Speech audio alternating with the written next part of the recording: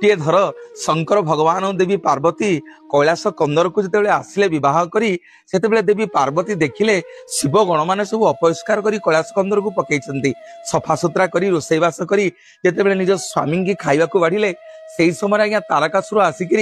कैलाश कंदर को आक्रमण करने भाविला माँ कौन कले गोटे विराट बड़ घंट धरिले से घंट को आज्ञा दान दान कर जोर जोर बाड़ेले तारकासुर सबू असुर माने से आज्ञा मरीगले आम ए शिखिले या करुणामयी माँ को जो शिवगण मैंने आसी पचारे कहले माँ तारकासुर सैन्य मैंने मले केमिति ना मो घंट नादर प्रकोप समस्ते मरीगले से माँ कहले आज जो नारी प्रत्येक घरे ठाकुर पूजा कला बेले घंटी बजेब घंट बाड़ेब ता घरे केबे हेले कुदृष्टि पड़िबनी दारिद्र आसीबनी केबे हेले कहार नजर पड़िबनी कि ग्रह दोष आसीबनी। हाँ आज्ञा से आपण माने मंदिर को गले घंटी बाड़ी की जानती मंदिर रे आरती हेला बेले घंट बाड़िया हुए जेते शुभ कार्य हुए घंट नाद हेले आज्ञा पूजा करिवे। जय जगन्नाथ।